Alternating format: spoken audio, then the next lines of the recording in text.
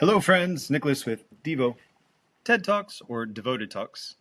You know, it's whatever floats your boat because it's a play on words and I'm here for it. So, in the last episode, I was talking about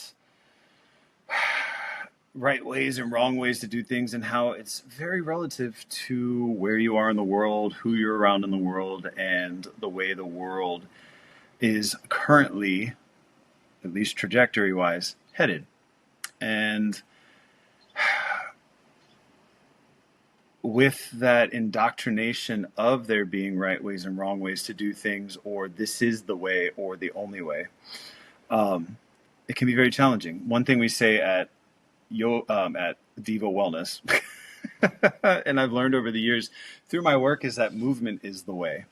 And I feel like that's very open-ended because it doesn't restrict things to one thing or another very specifically. For instance, movement is the way. Are you moving your thoughts? Are you moving your body? Are you moving your soul? Are you moving in a direction with yourself, whatever that may be?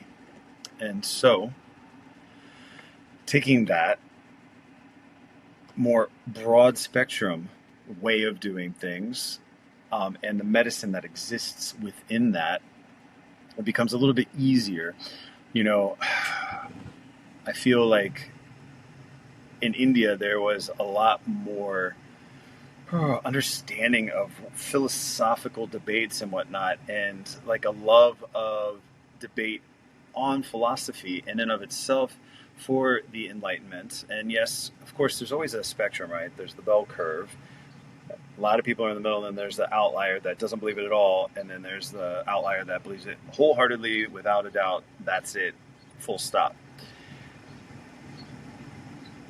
But most people are in the bell curve. Most people are in the middle. Most people are somewhere between that. And the heart of the matter was the love of the debate, the ability to become more, the ability to take data and nuance and construct it into an argument that either was in favor of your stance and against another, or vice versa. And our world currently is very tribalistic, and my answer is right, and the way we do things is the only way, and everybody else is a criminal, or everybody else is a miscreant or a deviant, and it obviously can't be anything else but that. And where's that getting us? Where has that gotten us? Well, if you've seen the news about America lately, hopefully this particular podcast ages well. It's pretty challenging. It's pretty crazy. It's actually very alarming to me how inhumane some of the people who claim to be the most humane are. I don't know. I don't know. What do we do with that? What do we do to pull us out of this inhumanity with regards to other humans that recognizes that tribalistically we've segregated into groups, but if there's more than one way of being, why would one be more right than the other? Well, usually it revolves around power, and either maintaining power or sustaining power, or having access to resources, like we talked in the last one, capitalists, right? Certain groups having access to more than others, whatever that may be. And it feels like we just have this snowball that started eons ago, not eons, but, a millennia ago, where different groups were able to conquer and take over, and their way of life was forced upon others. And that just seems to be within the psyche, because that is what we descend from. And that it might take a whole generation or two or more of people rejecting that idea that we know better for you about your life. Frequently I'm with my clients and I will say, you are the expert of you, which is the truth. You are the expert of you. I can never feel your body for you. I can only feel my body, and I'm the expert of my body. Now, I do go to experts to help consult, but if you're not working with your health professional, then you may be missing out. If you're waiting for them to tell you what's going on and not telling them what you're sensing, what you're feeling, you may be missing out on a lot of healing or help that could be of great benefit. And I don't want to get into that topic in any more depth. But going back to movement is the way. Movement towards your highest ideals is a fantastic thing. One of my favorite things to listen to, thank you to Denise Walsh. If you don't know who she is, you should look her up. Dream life coach. But she got me into listening to Earl Nightingale. And, you know, one of the quotes is, oh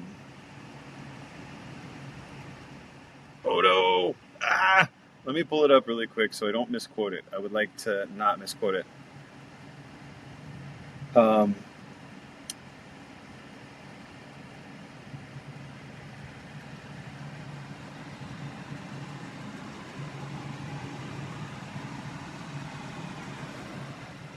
There we go. Success. He gives the definition of success. Again, thank you, Denise. I'm sorry that I had to look it up, but sometimes my trains of thought get derailed, like I got a text message from a client. Oopsie. Success is the progressive realization of a worthy ideal.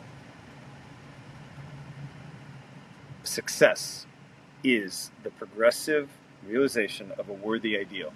Now, if all of us were progressively pursuing and realizing a worthy ideal, how much better could the world be? Because we would each have our own unique worthy ideal that we're seeking. In fact, we already do. And yet we try to conform within a societal structure and fit in with other people and or other people's worthy ideals. And or we were told this is the worthy ideal you should be going after. Capitalism. And maybe it is good for some people. You know, it depends. And I hate to crap on capitalism. But it does offer challenges because it starts to create wide gaps between what people have access to, and what is possible within a lifetime. So, to pull it all back together, movement is the way. Movement towards things, movement as a progressive realization of a worthy ideal, movement as a body taking steps as an exercise, a yogasana. Movement is going to heal you because it prevents or eliminates or helps mitigate stagnation. Stagnation is cancer. Stagnation is disease because things build up and they get stuck. Have you ever smelled a lake where the water was blocked and it didn't have good flow? It's called eutrophic, and it smells really bad because it has a lot of anaerobic bacteria. Growing within anaerobic means it does not have oxygen, so there's this sludge that develops at the bottom, and it's disgusting. Now, it's not disgusting to those anaerobic bacteria. However, it in and of itself doesn't offer an environment that's very healthy and or allows for a lot of diversity, because that eutrophic experience built on anaerobic respiration really only tends to a certain type of creature. Those that are the highly adaptable, like cockroaches, alligators apparently, crocodiles, versus those that flourish in a very diverse bio-ecosystem. So, your way is the right way, and you are the expert of your way, but don't let people or society take you away from that worthy ideal that you have on your heart, that you have on your mind, that you have in your soul. Be well, be free.